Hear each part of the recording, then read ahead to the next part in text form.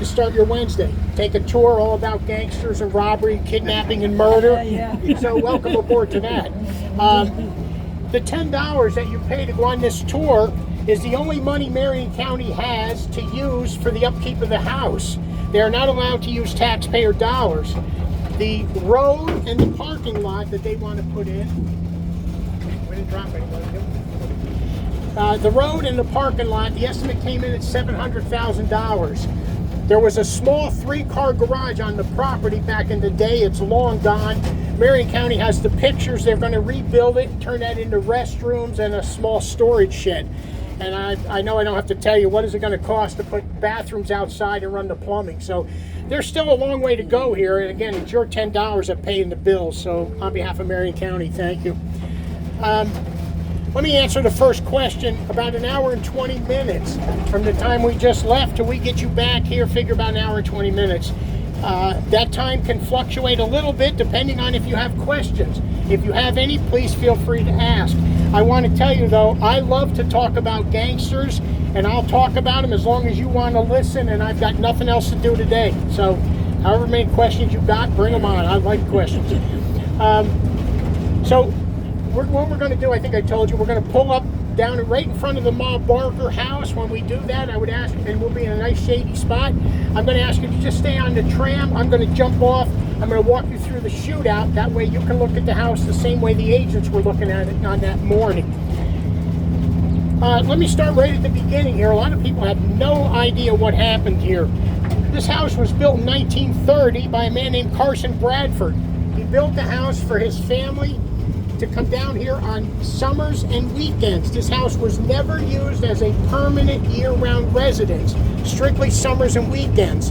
The house is a 4-bedroom, 1.5 bath with indoor plumbing and indoor electric, which was way ahead of its time for 1930.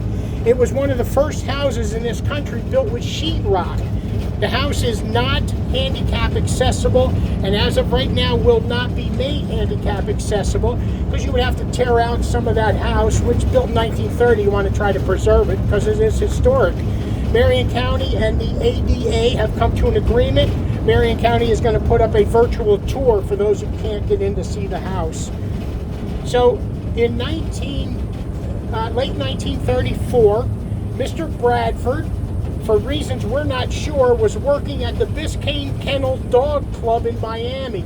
He had run up some debt, and so he agreed to rent this house for $75 a month cash to Mrs. Blackburn and her son JC, which we know turned out to be Ma Barker and her son Freddie. The Barkers moved in this house November of 1934. In January of 1935, the feds came in, shot the place up. Now, because the house was built with sheetrock and the house took a lot of bullets, and we're going to get into more detail, nobody knew how to patch sheetrock. Nobody sold anything to patch sheetrock, so they did the best they could. When we walk through the house, you're going to see many places where there's bullet holes in the wall that have been patched. Some of the patches have fell out, and you're going to see just the bullet holes all through the house. Now, the family, Mr. and Mrs. Bradford, turned this house over to their children, the grandchildren, the great-grandchildren. The family continued to live here in this house for 81 years after the shootout. The house was sold in 2016. But here's the great part of this tour. The furniture that was there the day of the shooting, January 1935, is still there. They never changed out the furniture. When we walk in that front door, you're going to see it just as Ma and Freddie did the last day of their life. The furniture's still sitting here. This is a family who manufactured furniture, but never changed it out. When we get in there, you're going to pick up pictures that the feds took the day of, the day after, and you can see the furniture sitting right where it was with bullet holes around it. Now, a lot of furniture didn't get shot up because the feds were lower, laying down outside and shooting above the furniture. That's why you'll see the bullet holes through in the walls, and a lot of the furniture made it. Unfortunately, the only piece of furniture that had to be replaced was the bed in the bedroom where the bodies were found. That got shot up pretty good. And of course, the family, again, continued to live here. Never thought this was going to be a tourist trap, 91 years later. So, in 2016, the great-great-grandchildren got tired of coming down from Tennessee and babysitting this house. They decided to sell it. They wanted $1 million for it. Well, nobody's going to buy a house built in 1930 with all the sheetrock would have to be replaced and no air conditioning. So finally, a local guy bought it. He told Marion County, you got 30 days. You can have the house free, but you got to move it. You got to pay to move it. You got 30 days. Other than that, I'm tearing it down because he just wants that lakeshore property. I know I don't have to tell you that lakeshore property is worth a ton of money. That house wasn't. So Marion County found a guy in Jacksonville, Florida. He came down here. He jacked the house up, and they built a wooden barge. And he put these large sheets of steel down in front of the house, jacked it up, put the wheels under it, and then using his remote control, he drove the house off its foundation, down these steel plates, up onto the wooden barge. They hooked up a little John boat to it and pulled it about 1.1 mile diagonally across the lake to where it is now. The house sat for about 30 days on the lake shore over here because, first of all, Marion County had to find a place to put it. Once they found a place to put it, they had to get a path cut from the lake to its new home. Where the house sat for 30 days is the only place where Lake Weir and the shore meet on level ground. Everything else has got dikes or bluffs, whatever you want to call them. They also had to put up a new foundation. After 30 days, when the foundation had cured, the guy from Jacksonville came back down, jacked the house up, put the wheels under it, and for about 250 yards, they laid these flat steel plates, and then using his, they hooked it up to like a bulldozer and drug it up through the woods, pulled it up onto its new foundation. Once it was on the foundation, the guy took his little remote control, turned the house 180 degrees so it's facing the lake, jacked it up, took the wheels out, lowered it down onto its new foundation, which is where it is right now. When they moved the house, the only thing he strapped down was the china cabinet in the dining room. Everything else, they just threw blankets over and it rode across the lake. Marion County's biggest concern was the chimney. This is a full-blown brick chimney from, ground to roof. Marion County was very concerned. How is this going to handle riding on a wooden barge, 1.1 mile, kind of bobbing across this lake? The guy from Marion County said, and I quote, "I move houses across the Gulf of Mexico for a living. This is nothing. Don't worry about it." And true to his word, he brought that house across the lake, up through the woods, put it on its foundation, and that chimney has never blinked. It is solid as ever. He took his check for $265,000 and went on his way. So, questions. If you have any questions, by all means, ask. But let me tell you, what is the number one question I get? And I've been doing these tours 7 years. The number one question is the house haunted? That's the question I get more than anything else. I don't know if it's haunted or not, but I can tell you, folks, there was two things that happened in the house. One happened in the living room in front of a whole tour group. I was standing with my back to it when it happened. I saw everybody in the living room turn their head to the right, and then by the time I turned around, probably 3 seconds after it happened, is it a ghost? I don't know. But after the tour is over, if you're interested, we'll all get in the living room, or whoever wants to hear, and I'll show you exactly what happened, because everything is still there, and it would be easier to show you with the stuff that's still there. The other thing that happened, we were doing 2 tours one day. We had finished the 9 a.m. tour, came back, got the 11 a.m. group, brought them up, and something significantly had changed in the house. Nobody saw it as far as I know, but so anyway, I will be glad to tell you those 2 things. And again, let me just tell you briefly, my name is Wayne. I started doing the tours, the first tour, when Marion County advertised that they were going to start doing tours in January of 2019. Marion County got the house in October of 2016, but they had to rewire it. The electric had to be redone to get it up to code before anybody was allowed in the house. And the other thing is they had to add air conditioning. Now, when the house sat over in its original home, it didn't have air conditioning, but the family told us even in August they slept with blankets on with the windows open because of the breeze off the lake. Well, the house is locked up 90% of the time now in the summer, and that furniture in there is very fragile, so they had to put air conditioning in to preserve it as best they can. So, anyway, I called as soon as they announced in January of 2019 they were going to do tours. I'll be honest with you, I'm a gangster groupie, and I called. They were already booked till May, so I said to them, "Okay, well, put me on in May. But if you ever need any help, maybe I can help. I know a little bit about gangsters. I'll volunteer to come in and help." Well, I got a call about an hour later from a man named Greg Wiley. Greg has since retired. He was the supervisor over all Marion County parks, and he's the guy who moved this house. And I learned everything I just told you about moving the house. I don't know anything about moving a house across the lake, but I know what Greg told me. So he invited me down, and he said, the first tour is tomorrow. He said, could you come down and walk through? We'll show you what we're doing. Yeah, okay. I had no interest in being a tour guide, never been a tour guide. So we came down, walked through the house, and at one point he said to me, so I understand you know a little bit about Ma Barker and her son. And I said, well, I know a whole lot about Ma Barker and her 4 sons. He did not know she had 4. He thought she had 2. So he asked me to come down the next day to go on the first tour. We're walking through the house. I'm just, walking through, not saying anything. And at one point he said to me, people were asking questions. He said, can you answer any of these questions? Yes, I can. So I answered the questions. The second tour, he called me. I was home. He called. He said, can you come down? There's the house there. You know, a lot of people think when they come down here, they're going to see a little bungalow on the lake. Yeah. A lot of people had no idea how big this house is. You could live in this house today. So he called me, asked me to come down for the second tour, which I did. Same thing happened. He asked me to answer the questions. The third tour, he called. I came down. Same thing happened. But when he pulled up in front of the house, like we're going to do here, he got off, introduced himself, told about moving the house, and then he said, I am now turning the house over, these are his words, to Marion County's gangster historian. So I'm a historian now, according to Marion County. So I did the first 3.5 years every tour, but of course, things happen, you get other obligations. So I do as many as I can now, and when they called about this one, I was glad to do it. So anyway. What's that? Thank you for doing it. Oh, yeah, no, I love to talk gangsters, as you'll find out. So when we pull up here, the clearing in front of when the house, you look out at this is big Lake Weir, you look out, it's all trees yet, because Marion County hasn't got the security system set up. Once they do that, they're going to clear this out, and you'll have the same view of the lake that Ma had over in the original spot. They don't want to do that because you'll have every boater stopping and climbing up this dike to get in the house. About 3 years ago, a bunch of kids broke in the house and started a fire in the chimney. This house ain't built for fires anymore.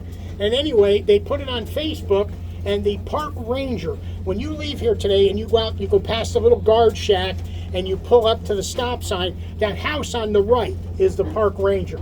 So he saw it on Facebook, and of course he come down and kicked them all out of here. So if you GPS this place, I don't know if it happened to anybody, and you put in the Ma Barker house, it will take you right to the ranger's house. So he gets people knocking on the door, him and his wife, all the time. So until that gets straightened out.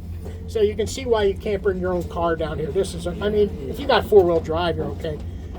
So anyway, this will all be cleared out, and you'll have the same view of the house that Ma had. Now the front porch fell off. When they picked the house up, it fell off. It was eaten with termites. The Marion County staff rebuilt it. It looks just like it did back in the day. The screen door on the house is the original screen door. That sign above the screen door that says Bel Air, that's what the Bradfords called their little retreat, and that's the original sign. The steps in the front, there's 6 steps there. The top 4 are original. The bottom 2 had to be added because of that new foundation they put on. When you go up into the house, if you're interested on the top step, you look to your left, the top step's got the date of April 1930 when they took over the house. The brickwork and the lattice work around the bottom are all the original. The rocking chairs on the front porch we got from Cracker Barrel, so they're not original. But everything else is. So again, 90% of everything you're going to see in this house was here the day of the shooting. I'm going to come around and walk you through the shooting quick, and then we will walk through that house. We'll take as much time as you need.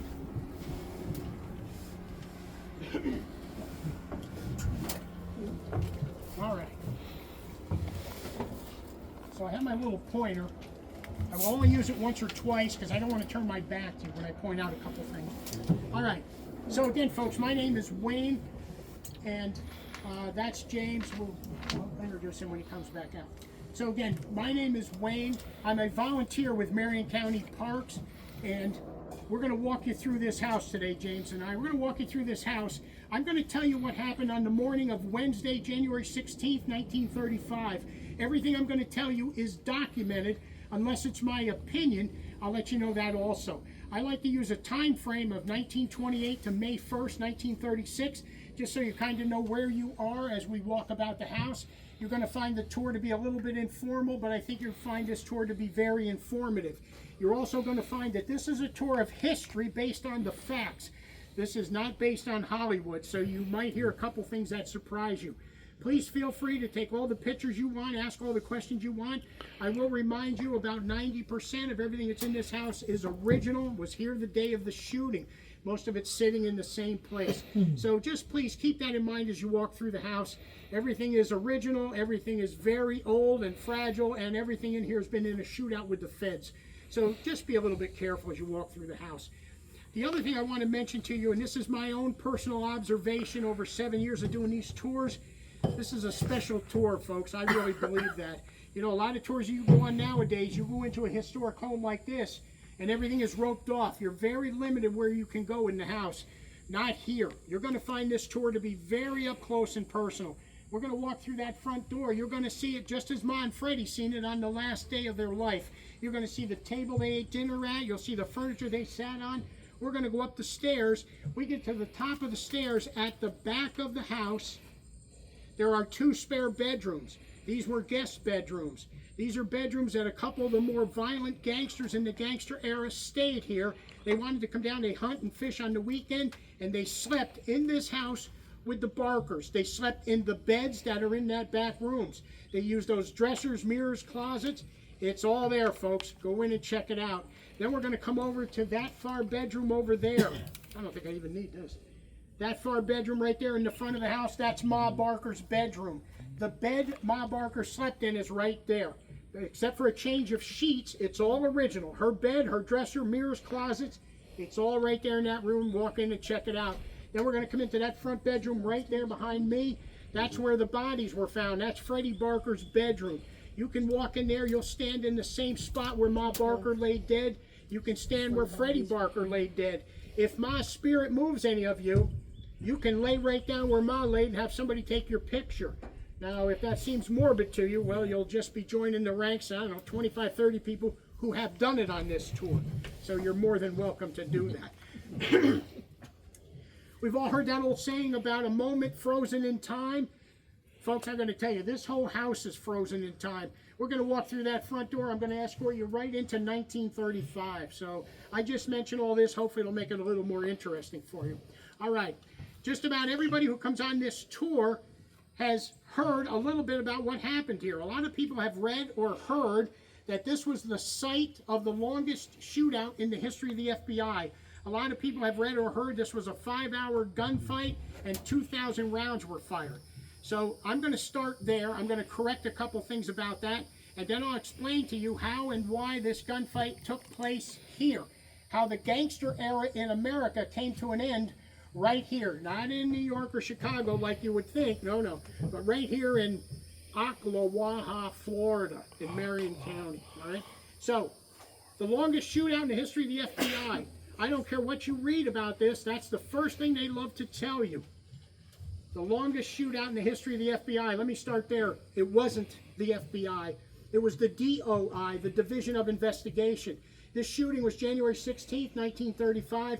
The FBI became official January 1st, 1936, almost a year later.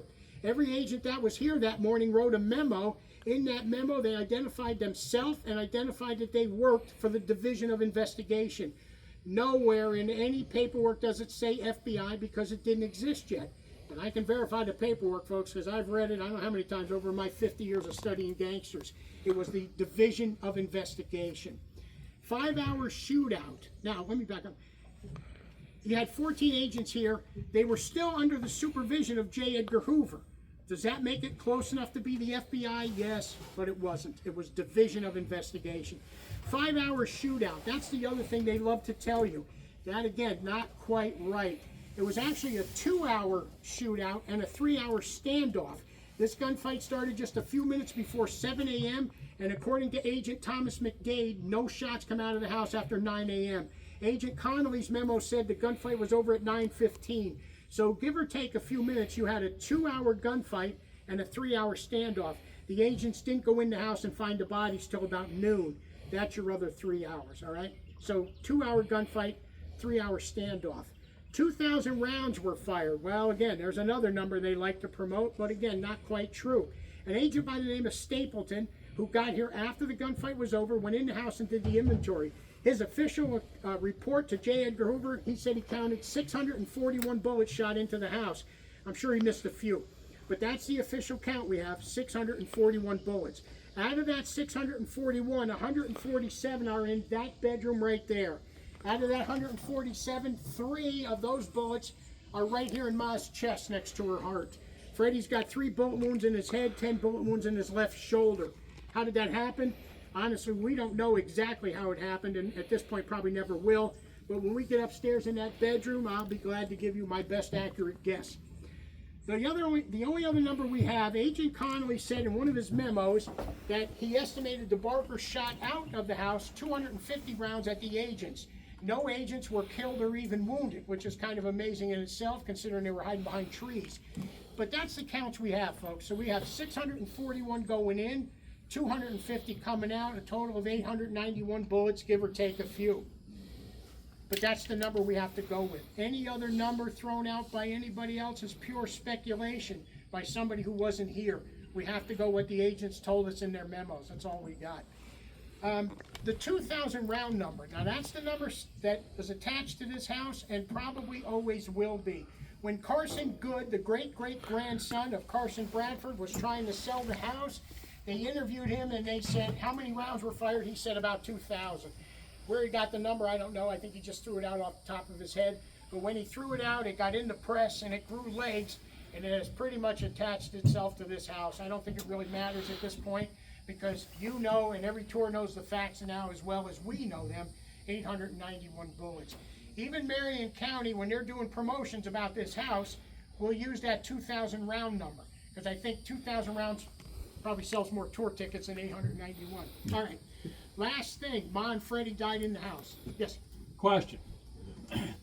The history that I read up on it, the owners, the Bradfords, when they weren't here, they had this black gentleman. I'm going to get to that in just a second. Gotcha. All right. Last, where was I? Let's see, the bullets. Okay. Last thing, Ma and Freddie died in the shootout. That's absolutely correct. Ma Barker is more famous now than she ever was in her lifetime.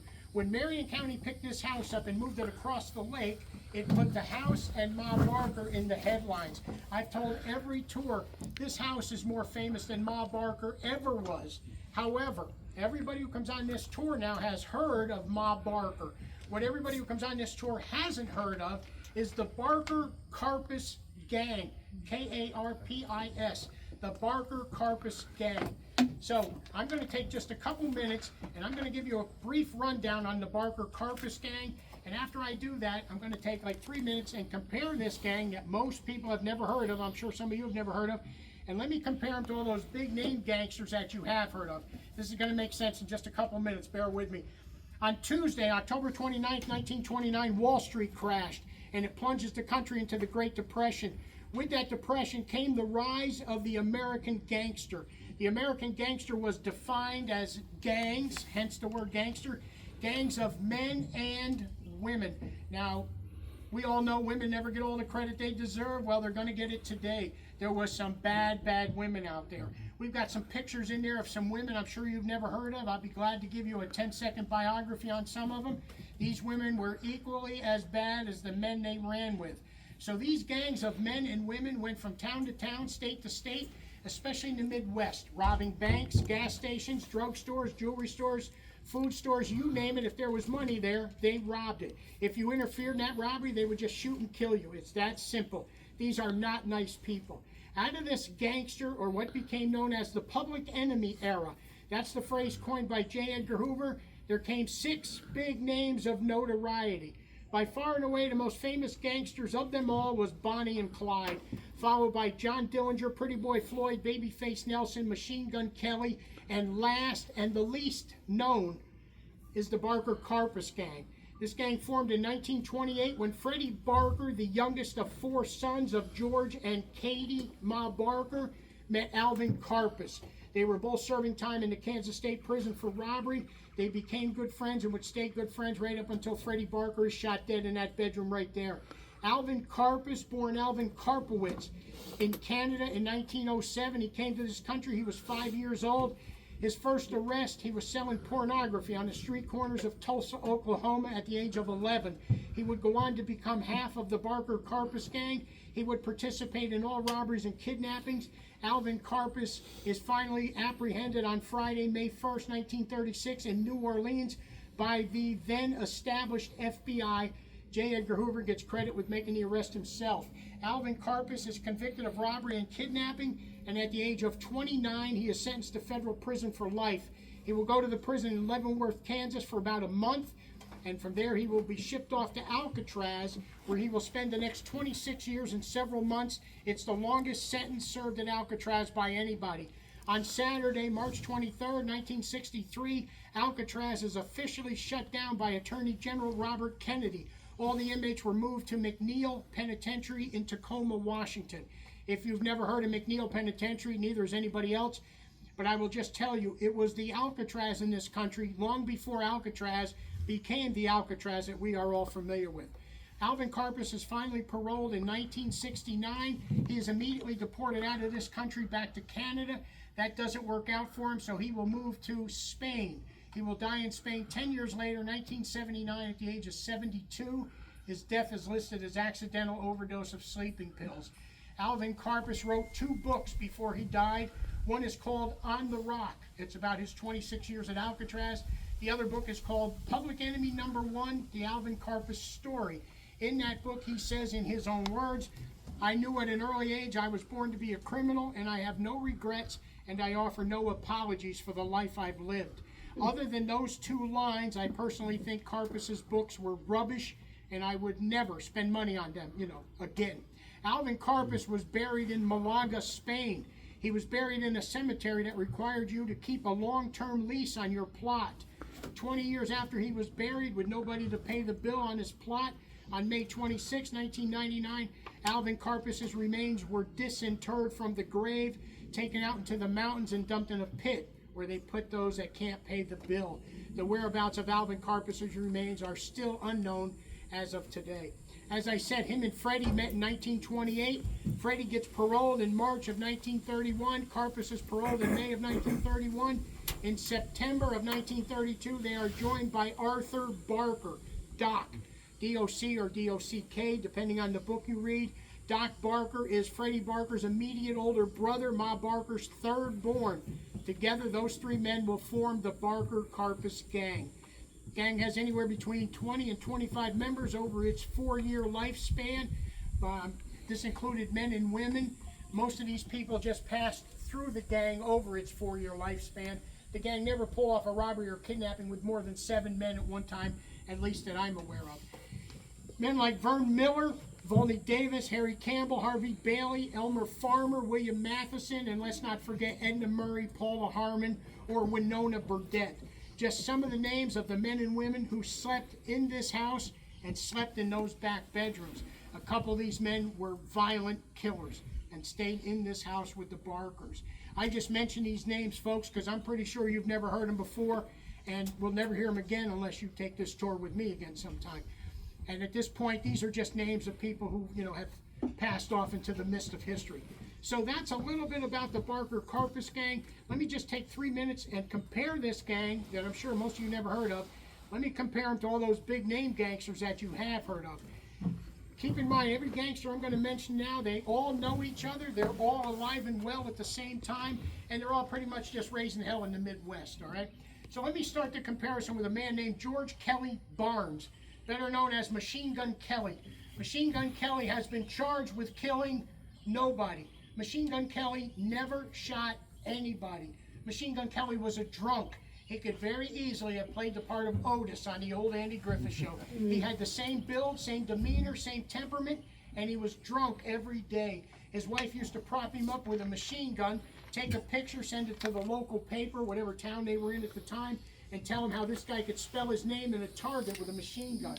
His wife, Catherine, murdered more people than he did.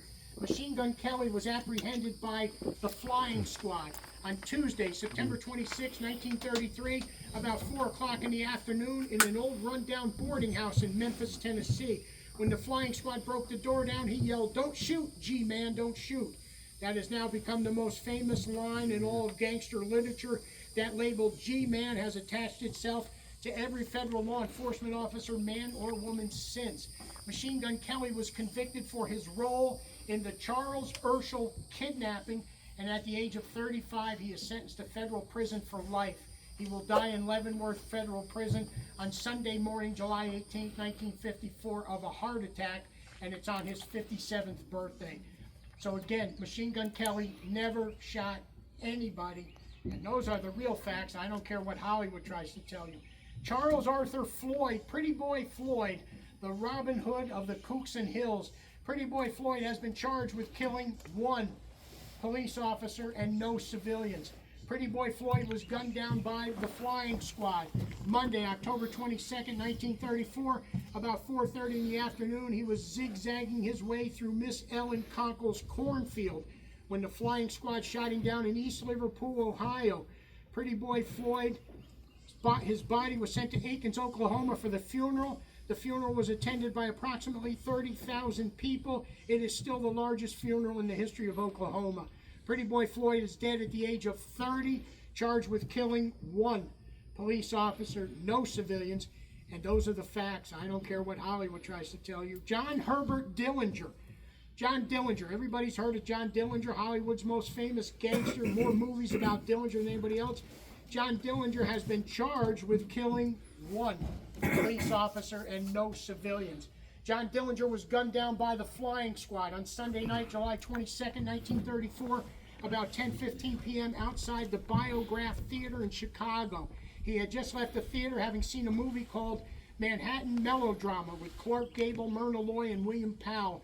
He came out of the theater escorted on his left side by his girlfriend, Polly Hamilton, on his right side by the woman who betrayed him to the feds, the now infamous Lady in Red, Anna Sage. John Dillinger is shot down dead at the top of the alley by the flying squad. Dillinger is dead at the age of 31, charged with killing 1 police officer and no civilians.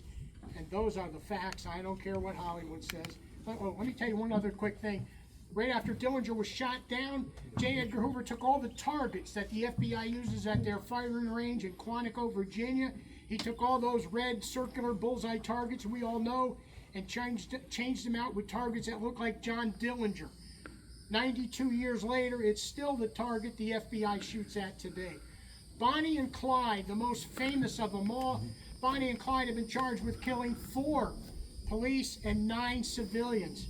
There is not a shred of evidence that Bonnie ever shot anybody. It was all Clyde. He was a cold-blooded killer. 4'11", Bonnie Elizabeth Parker was 16 years old when she married Roy Thornton. Right after they got married, Roy Thornton was sent to prison. Bonnie would never see him again, so she had his name tattooed on the inside of her right thigh. When Bonnie was 18 years old, she was working at a dead-end job in an absolutely dead-end, dirt-poor Texas town when 5'7" Clyde Chestnut Barrow showed up, wearing his 3-piece suit and his hard shoes, and Bonnie decided to take a 4-year ride of her life. Bonnie was a married woman when she met Clyde. She was a married woman when she died next to Clyde. According to her sister Billy, she absolutely refused to ever take off her wedding ring. Bonnie and Clyde were gunned down by the Texas Rangers with information that had been just given to them by the flying squad. They were gunned down on Wednesday morning, May 23rd, 1934, about 9:15 a.m. in Bainville Parish, Gibbsland, Louisiana.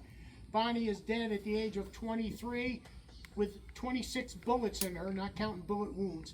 Clyde is dead at the age of 25 with 17 bullets still in him, not counting his bullet wounds. The official count, 167 bullets were shot into the car. That car is now on display at Buffalo Bill's Casino in Primm, Nevada. Again, Bonnie and Clyde are dead at the ages of 23 and 25, charged with killing 4 police officers and 9 civilians. And those are the facts. I don't care what Hollywood says. The Barker Carpus gang. Here's why I do the comparison, folks, because I want you to understand where this gang stood with all the other gangsters in that era. I want you to understand that, so when you walk through this house, maybe it'll give it a little more meaning. The Barker Carpus Gang have been charged with killing 14 police and 16 civilians, 30 people that we know of. 14 police. Think about that a second. Bonnie and Clyde killed 4. Pretty Boy Floyd 1, John Dillinger 1, Babyface Nelson killed 3. Machine Gun Kelly never shot anybody.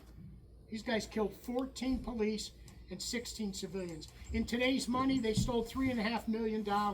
Their largest take was $200,000. They kidnapped a man named Edward Bremer.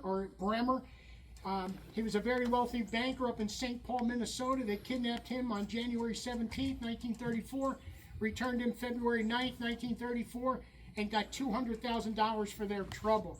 That was their largest take. John Dillinger's largest take, $75,000. He robbed a bank in East Chicago, Indiana. When he came out of the bank, he shot and killed Officer William O'Malley, the one police officer Dillinger's charged with killing. John Dillinger's largest take, $75,000. He split it 5 ways.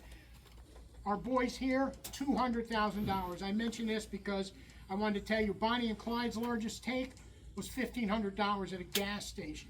Bonnie and Clyde did not rob banks. They robbed gas stations and mom and pop convenience stores. Alvin Carpus, who I talked about a minute ago, was not the shoot-'em-up killer gangster that the Barkers were. Freddie and Doc Barker were absolute cold-blooded killers. They belong in a league with Clyde, Billy the Kid, Jesse James, even John Wesley Hardin, if you've ever heard that name. So here's the bottom line, folks. The Barker Carpus Gang, this gang most people have never heard of, was without a doubt the most violent, vicious, murderous gang of the whole gangster era. This gang that most people never heard of robbed more banks, stole more money, murdered more civilians, and murdered more police than all them big-name famous gangsters combined. And for about 9 weeks, this is what they called home right here. So, take a minute, try to remember all that because I'm going to give you a test here in just a couple minutes. But let me talk a minute now about the star of the show here, Ma Barker. And let's put to rest all the rumors, all the talk and gossip about Ma Barker. Ma Barker was born on Wednesday, October 8, 1873 in Ash Grove, Missouri. Her given name was Arizona Donnie Clark. She did not care for the name Arizona, so she nicknamed herself Kate or Katie. When Katie was 19 years old, she met a man named George Barker. He was 14 years her senior. They got married and had 4 sons, Herman, Lloyd, Arthur, and Freddie. Ma Barker and all 4 of her sons will die by gunfire. Now, the age-old question is, was Ma Barker a gangster? Was she the leader of this gang, the brains, or was she just a mom that got caught up in the crossfire? Well, there are 2 versions out there about Ma Barker. I don't care what you read, it's going to fall into one of 2 categories. The first category, 2 categories, at least that I know of. If there's something else, I don't know it. The first category, which has basically been written by law enforcement and Hollywood, will tell you Ma Barker was this cigar-chopping, machine-gun-toting, bloody mama. She planned all the robberies, all the kidnappings. She drove the getaway car. The guys would go in, steal the money, pile in the car. Ma would take off 100 miles an hour while spraying a machine gun out the driver's side window. J. Edgar Hoover said Ma Barker was the most vicious, dangerous, resourceful criminal brain of the last decade. Those are his exact words. If you pick up version 2, which has basically been written by friends and family and other gangsters who got locked up and gave interviews, they all said the same thing. Ma Barker was a simple, uneducated Southern woman. She liked to sit in here and do crossword puzzles, jigsaw puzzles. She enjoyed going to the movies, and of course she went to church every Sunday. Harvey Bailey, whose picture's in here, Harvey Bailey is considered the dean of American bank robbers. He grew up with Freddie and Arthur. Ma was like a mother to him. When they asked him in prison, did Ma Barker ever help plan these robberies or kidnappings? He said Ma Barker couldn't plan breakfast. So that's the 2 takes on Ma Barker. The problem with both takes is they don't go into any of the facts. So let me give you a couple quick facts about Ma Barker. The fact is she was never arrested. She was never police photographed. She was never fingerprinted. She was never charged with any crime. And here's the most important fact, at least in my humble opinion. Not one time has anybody placed Ma Barker at the scene of a crime. Not one eyewitness. Every other gangster I mentioned to you, somebody witnessed them either at a bank robbery, a shootout, or a kidnapping. Every gangster except Ma Barker. So here's the bottom line on Ma Barker, folks. There is not a shred of evidence, not a piece, that connects Ma Barker to the scene of an act of crime? Nothing. If you came on this tour hoping to hear a story of a bloody mama, machine gun toting mama, and I just disappointed you, I apologize, but I hope everything you've just learned about her sons and the gangsters will make up for it. Was Ma Barker guilty of harboring fugitives? Yes. Did she know what her boys were doing? Yes. She went to City Hall many times and bailed them out. Did Ma Barker enjoy the spoils, the money they brought home? Absolutely. I've told every tour group for 7 years, in my humble opinion, this is the best thing that ever happened to Ma Barker was right here. This is a woman who grew up in the Depression, Prohibition, living in garages, campgrounds, deserted campgrounds, buildings with no floor, trying to raise 4 hungry boys. I personally think this is the best thing that ever happened to Ma Barker, at least for 9 weeks. Was Ma Barker guilty of a second crime? Yes. On January 16th, 1935, 14 men called the flying squad surround this house about 6 o'clock in the morning. 13 of these men are special agents. One man is special agent in charge. His name is Earl Connolly. When we go in the house, there's a map, a copy of the map that Connolly drew up, shows you where he placed the men around the house. You can look at that map all day. It's not going to help you because this is not the original property. The original property, like I said, is about 1.1 mile diagonally from where we stand right now. I will brag for just a minute. I had the opportunity and the privilege of taking 2 active agents, FBI agent tours over there, showed them the original grounds, and one of the agents was the executive assistant for the FBI. Her and her group, I got to take them. All right, that's enough about me. So, these men surround this house. When you go in there, you look at the map, you won't be able to figure it out here. Fortunately, I've already done it for you, so I'm going to walk you through the shootout now. Everything I'm going to tell you is based on that map, Connolly's memo, James White's memo, and Thomas McDade's memo. It's about 6 o'clock in the morning. Agent Connolly, on his map, said right out in here, there was a bungalow, a chicken coop, and an outhouse, 3 little wooden buildings. Over here, about 20 yards out from the side of the house, there are 4 trees in a line. Agent Connolly, up at the end of the dirt road, like we just came down, is Agent McLaughlin. His car's parked across the dirt road so nobody can get in or out. Agent Connolly will take his weapon. They were carrying BAR rifles, very little machine gun fire, and all of it came from the Barkers. None of the agents had machine guns. Agent Connolly takes position to the right of this first building, looking about right here. Agent White takes to the right of the middle building, and Agent Bob Jones takes to the right of the third building. Behind these 3 trees, well, there's 4 trees, there's 3 agents. Agent Thomas McDade, Agent Muzzy, and Agent Madalla. 4 agents behind the house. Agent Sullivan, Campbell, and I'll think of the other 2. And Charles Winstead. Agent Winstead is the agent who shot and killed John Dillinger in Chicago. Over there was that 3-car garage I told you about. They want to make restrooms. Behind that garage is Agent Sam Doss. He is the agent who shot and killed Pretty Boy Floyd. Behind that garage and the 2 agents there is a home occupied by the Barbers. It is occupied the morning of the shooting. Mrs. Westbury and her daughter are in their house, which is a little ways over there. About 20 to 7, when it starts to get light enough, Agent Connolly thinks, okay, all the agents can see around if anybody tries to go out a window or door. Agent Connolly approaches the front door. This is according to his memo. He calls out, everybody in the house, you are surrounded by agents of the Department of Justice. You are to come out one at a time, hands up. He backs up to the building. Nothing happens. About 10 minutes go by. Agent James White steps out. He's the senior man. He calls out the same thing. Come on out, you're under arrest. Nothing happens. Agent Connolly now steps out for the 2nd time. He says, everybody in the house, you're under arrest by the authority given to us with the Department of Justice. You are to come out. Freddie Barker must come out first. If you don't come out, we will shoot tear gas into those 2 side windows. He says gas canisters. He starts to back up. A woman yells, what are you going to do? Now that's what the memo says. A woman said, what are you going to do? That's James White's memo. Why doesn't it say Ma Barker? Because the agents think there's 5 people in the house. They think it's Alvin Karpus, his very pregnant girlfriend, Dolores Delaney. She will give birth in 10 days in Atlantic City to a son Alvin Karpus will never know. And Ma, Freddie, and a man named Harry Campbell. They think those 5 people are in the house. So the memo said, a woman said. Why didn't he change that after the shootout when we know it was just Ma Barker?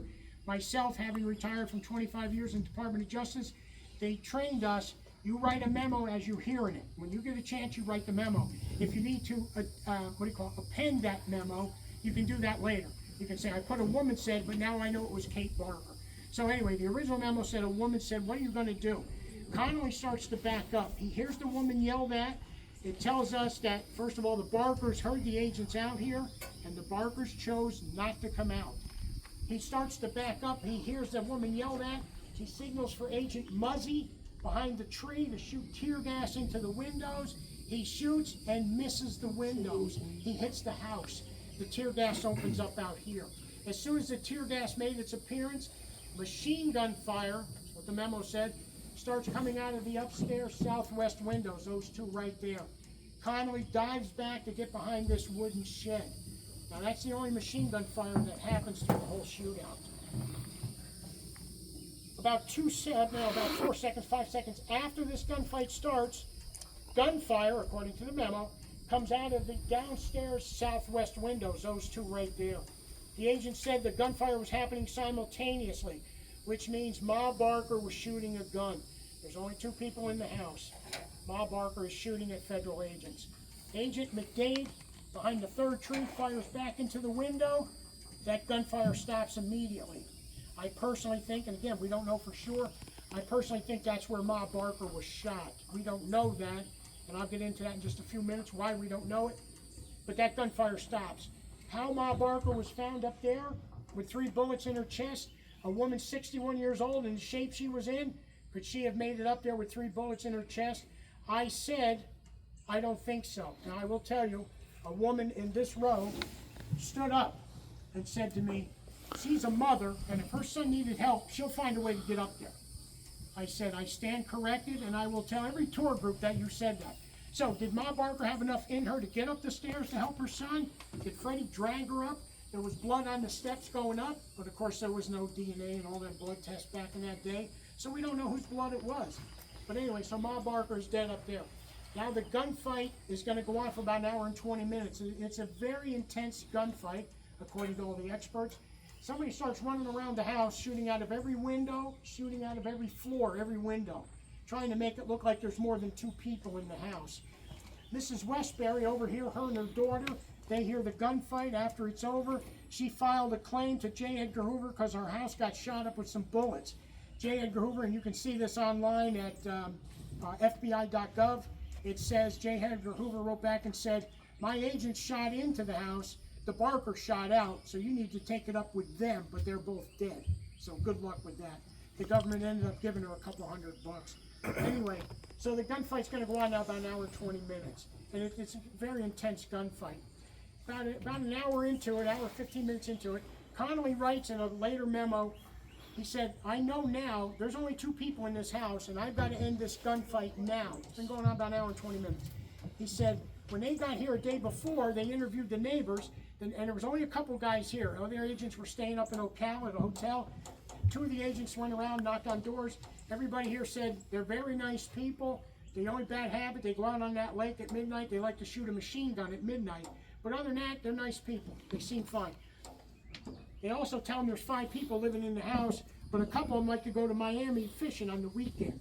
Connolly's thinking it's Wednesday morning. If they left Miami at Sunday night, gangsters only drove at night unless they were doing a robbery or kidnapping. Cars that go 40 miles an hour in the time. He said they could be getting back here any time. I got to end this now. He tells Agent Jones, go up the dirt road, tell McLaughlin to come down and shoot tear gas in the back bedroom windows. We get in there, folks, make sure on that back bedroom on the right, there's still a line of bullet holes in the wall. They were never patched. So the gunfight now goes out the back, and it's intense, but only a few minutes. Then it comes circling back around to this window right here. Connolly tells these 2 guys, these 3 guys, everything you got, shoot it into that bedroom window. A few minutes later, everything stopped. Everything went quiet. The gunfight is over. It's about 9 o'clock. What the agents did for 3 hours, I got no idea. There's nothing in the memos, any of the paperwork that says what they did. About noon, there's a little bungalow sitting over here that's occupied, a little bungalow over there that's occupied, not occupied. Out of this bungalow here comes a 26-year-old African-American man named Willie Woodbury. The agents grab him, pull him over here. Who are you? What are you doing here? He said, I'm the caretaker. I was hired by Mrs. Blackburn to take care of the cows, the orange field, which was here at the time, and I do the mowing, and I do some housework, I do some cleaning, I do some cooking. Now here's a little point of controversy in this whole story. Willie Woodbury, 26-year-old African-American, is the first person the agents send into the house. Now the agents don't know if they're alive. There's a memo, well actually it's a telegraph. There was a sheriff here from Marion County running telegraphs back and forth between Connolly and J. Edgar Hoover. Connolly wrote back and said, basically, what are you, crazy? You send a civilian in there after this gunfight? What if he gets killed? J. Edgar Hoover used the N-word, but with an O at the end. How is it going to look if this young man gets killed? Now, let's be honest, I'm sure Hoover's a lot more concerned with his reputation than a black guy getting killed in 1935. However, that's what it says. Connolly wrote back and said, Willie Woodbury volunteered to go in. Now, Willie Woodbury gave an interview years later in a diner in Tampa. Willie said the agents gave him $20 and a bulletproof vest. If that's true, why doesn't Connolly, now if you don't want to mention giving him money, we all know what that's about, but why didn't he mention the bulletproof vest? If you're getting chewed out by J. Edgar Hoover, wouldn't you defend yourself as much as you can? Why didn't Connolly say he volunteered and I gave him a bulletproof vest? All Connolly wrote back was he volunteered. If they gave him a bulletproof vest, why didn't Connolly say that? Why did Willie Woodbury say it if it wasn't true? We don't know. We don't know if he went in with a bulletproof vest or not. 2 minutes later, he sticks his head out of what's left of those windows, tears in his eyes because the house is full of gun smoke and tear gas. He said, they're both here, they're both dead. The gunfight is over. The agents wait for Coroner Futch to come down from Ocklawaha. He goes in the house. His report said Freddie Barker was face down on top of a blue steel Colt revolver. It was fully loaded, but it was jammed and would not shoot. Kate Barker's body was removed from the scene. That's all he said. Why didn't he give us any more details? He walked by a 61-year-old woman dead, rolled Freddie over, rolled him back, and then walked back out. Her body was removed from the scene. That's all it says. The bodies were taken to Pyle's funeral home, which is long gone now. It used to be across the street from the main post office in Ocklawaha. There's a place there now called the Southside Deli. If you're ever up there, they're not affiliated with us in any way, but if you're ever up there, and I went in to see it, they got a big sign over the deli that says, we have the Ma Barker sub, it's a killer. So Ma and Freddie were put on display for 30 days, and for 30 days there was a non-stop line of people to view the bodies. After 30 days, Ma and Freddie were put on ice and sat in the morgue in Ocklawaha for 9 months until George Barker, Ma's legal husband, could put enough money together and take the bodies back to Oklahoma. Ma and Freddie were found with 14 $1,000 bills on them. $1,000 bills at the time were still legal tender. This was an area that the Chamber of Commerce was trying to get the rich to build houses down here. That's why the Bradfords came. So $1,000 bills in the area were not uncommon.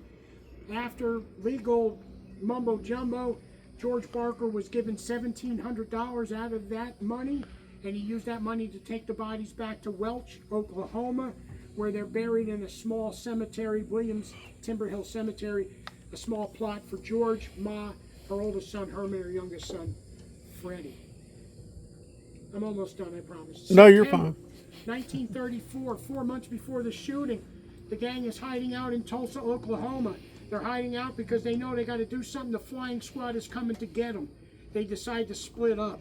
Alvin Karpus and Dolores will go to Cuba. Ma, Freddie, and Harry Campbell will go to Miami. Doc Barker, Arthur will go back to Chicago. 8 days before the shooting, the feds grab Arthur Barker walking down the streets in Chicago. This is January 8th, 1935. They arrest him, and he will be sentenced to federal prison for the rest of his life. The rest of his life will last 4 years and 5 days. They arrest him, they raid his apartment. They find a map of Florida with Central Florida circled, no towns or cities. They also find a letter from Freddie to his brother Arthur about Gator Joe, this big gator who runs around the lake here. Everybody's trying to kill it for meat or a trophy. he writes about that. Agent Connolly, when after the shooting was over, they interviewed him and they said, when you found out that there was a lake with a gator that big close to the house, was that a big help to you? He said, well, coming out of Chicago, I thought this was going to be a big help until I got to Florida and I found out that every town in Florida's got a lake and a gator named Joe. So he said it wasn't that much help. Anyway, the other thing they find at the apartment is a man named Byron Bolton. Byron Bolton is a petty criminal out of Illinois. His biggest claim to fame, he was the lookout for the Valentine's Day massacre. He's the guy that gave the signals for the other men to go in and shoot the other guys in the garage. They arrest Byron Bolton. He is not interested in getting messed up with the feds. He spills his guts. He said, me and the boys go down to Ma Barker's house. We hunt and fish. We sleep in the back bedrooms that I was telling you about. He said, the house is in Jacksonville, Florida. The agents are on a plane the next day. They go into Jacksonville a couple days. They can't find anything. Connolly said they must have meant Gainesville. They come into Gainesville a couple days. They can't find anything. Connolly said, I just opened up my map and went south. Let's try this place, Ocklawaha. There's a lake there called Lake Weir.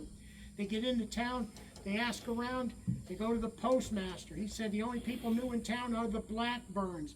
That's that alias they've been using. He said they're renting the Bradford house. If you want to be doubly sure, that house over there behind the garage, Mr. Barber has just retired from the federal prison in Leavenworth, Kansas. Go see him.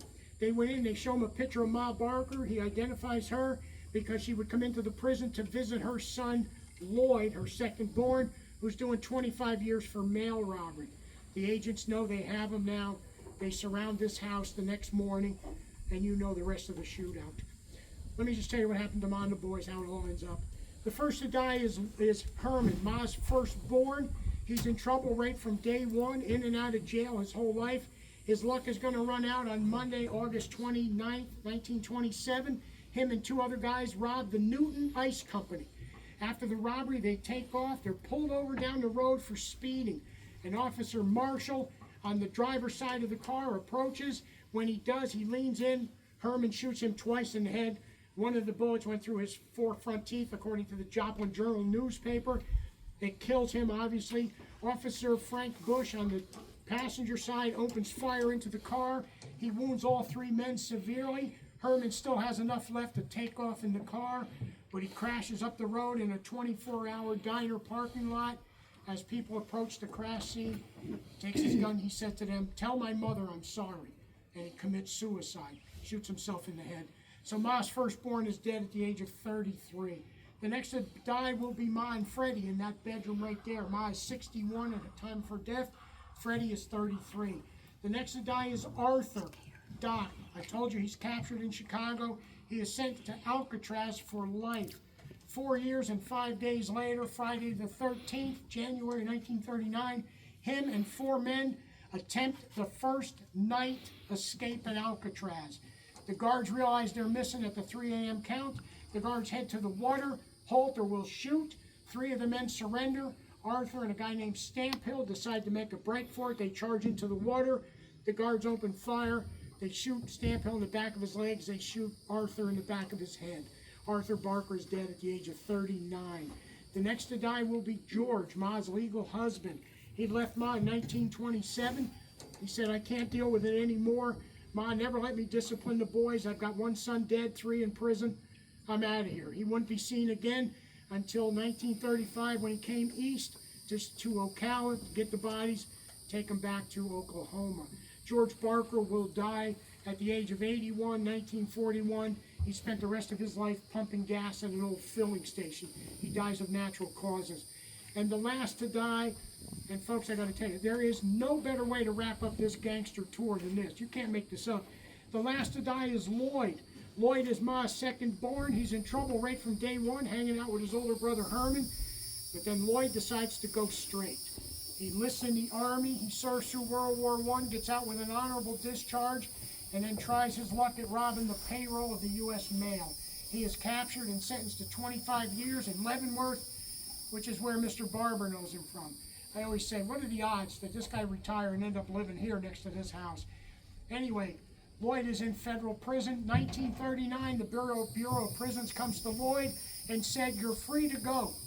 Your mother's dead, your 3 brothers are dead. There's no crime group left. You've been a good boy here in prison, no incident reports. You're free to go. Lloyd walks out of the prison and goes right back into the Army. He serves up through World War II. He winds up being a POW camp cook at Fort Custer, Michigan.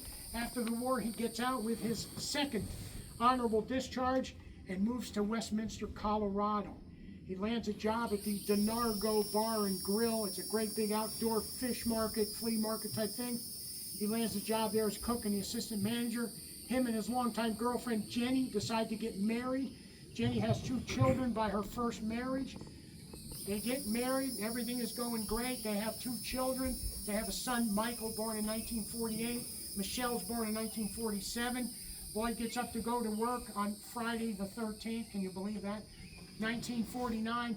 Jenny said to him, I don't feel well today. Can you come back and take care of the 2 babies? Lloyd goes in, gets everything set up, comes back home being the good dad we think he was. He walks up steps like that. You'll see a nice picture of Lloyd in there on the dining room table. He walks up the steps, he opens the front door to his house, and his wife Jenny is standing there with a 12-gauge shotgun and blows his head off.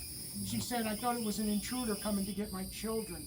Her son, by the first marriage, testified that his mother had planned it.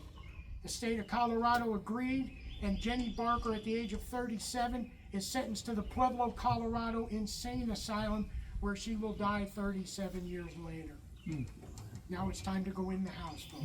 Finally, it's time to go in the house. We'll walk through the house. If you've got any questions, if you need to... No. Where's that? I'll come around and get that.